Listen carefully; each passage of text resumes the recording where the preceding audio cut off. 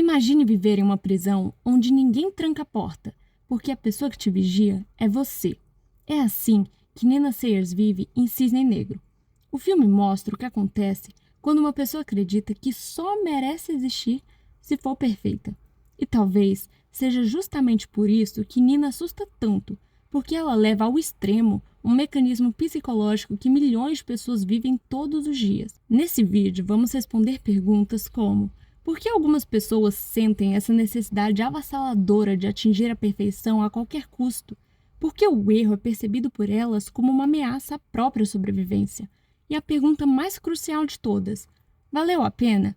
Atingir a perfeição técnica e artística justifica a destruição da própria sanidade da própria vida?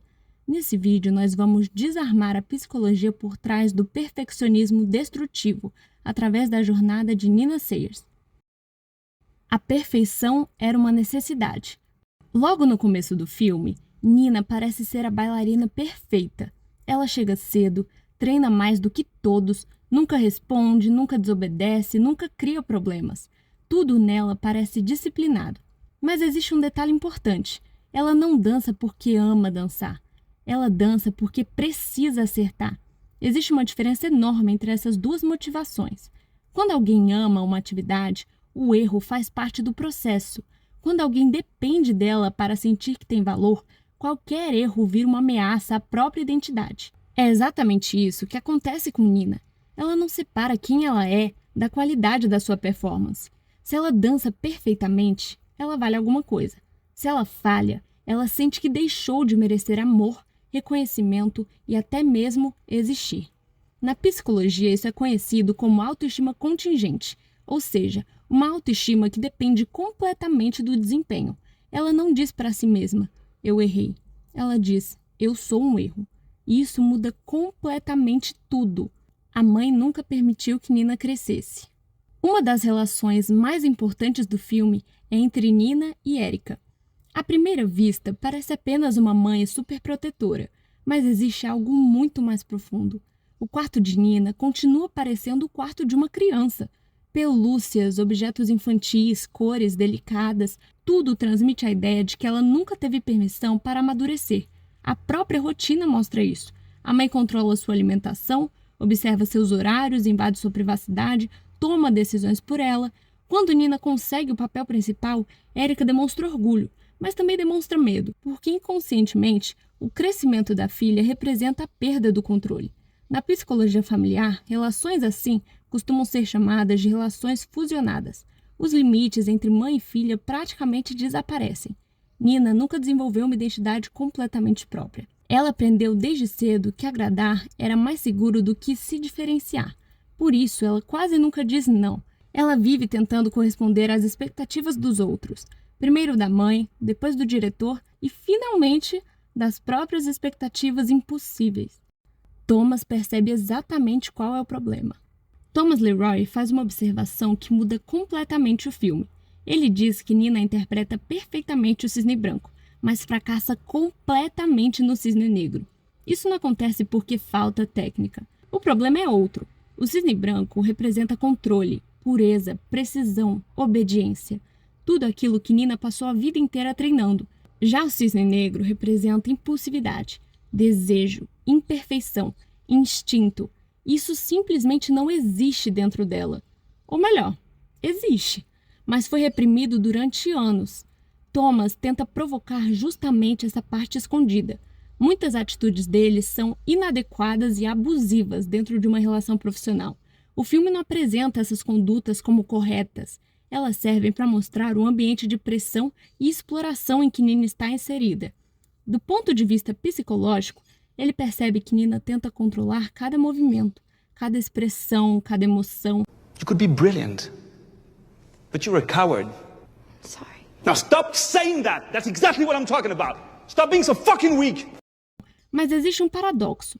Quanto mais alguém tenta controlar absolutamente tudo, mais perde o contato com quem realmente é. Lily representa tudo aquilo que Nina reprimiu. É muito comum interpretar Lily como uma rival, mas simbolicamente ela funciona como um espelho. Ela faz tudo aquilo que Nina nunca se permitiu fazer. Ela improvisa, ela ri, Ela sai para festas, ela demonstra sensualidade, ela dança com naturalidade. Enquanto Nina tenta construir perfeição, Lily simplesmente vive. Por isso Nina passa a enxergá-la como uma ameaça. Na psicologia analítica de Carl Jung, existe o conceito de sombra. A sombra reúne partes da personalidade que aprendemos a esconder porque acreditamos que elas são inaceitáveis. No caso de Nina, sua sombra contém espontaneidade, sexualidade, agressividade, desejo e liberdade. Essas características não desaparecem, elas apenas ficam reprimidas, e quanto mais são reprimidas, mais se tornam de forma descontrolada. Por isso que, ao longo do filme, Nina começa a enxergar Lily em vários lugares. As alucinações podem ser entendidas dentro do contexto do sofrimento psicológico extremo vivido pela personagem, mas narrativamente também representa o conflito entre a identidade perfeita que Nina tenta manter e os impulsos que ela passou anos tentando negar. O corpo começa a falar. Nina vive machucando a própria pele, principalmente arrancando pequenas feridas.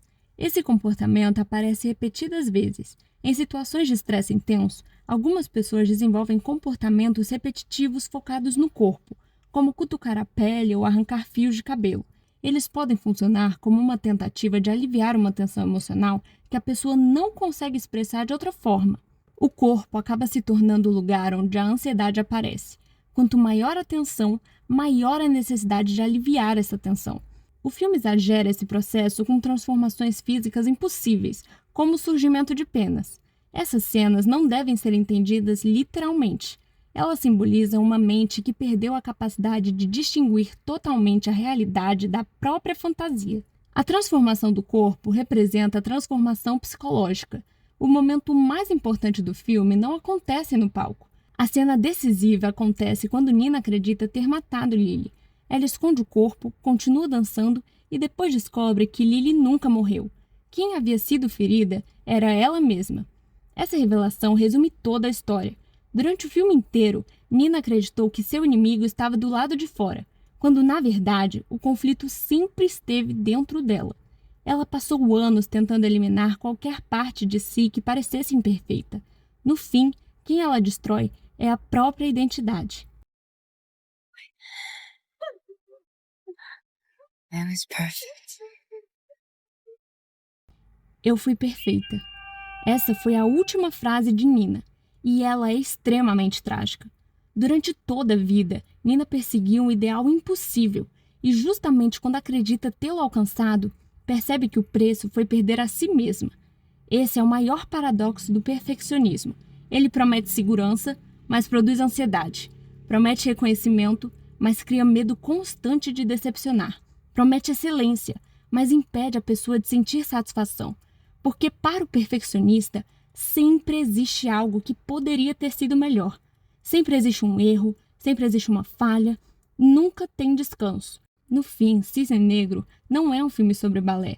Também não é apenas um filme sobre transtornos psicológicos. É um filme sobre identidade.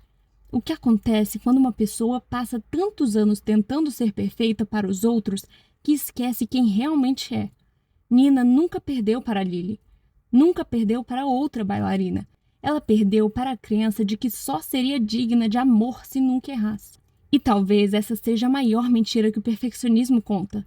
Ele convence você de que a perfeição vai finalmente trazer paz, mas a verdade é exatamente o contrário. Quanto mais a perfeição se torna uma condição para você se sentir suficiente, mais distante você fica da própria liberdade. Nina entrega a performance perfeita, mas ao custo de sua integridade física e mental. A resposta é clara. Não valeu a pena. A perfeição exige a anulação da própria vida. O filme demonstra que a busca obsessiva pela perfeição é uma ilusão que destrói o indivíduo enquanto o mundo apenas assiste e aplaude. E você? Já se sentiu pressionado a ser perfeito a ponto de perder a sua paz? Deixa seu comentário, que eu vou ler todos eles.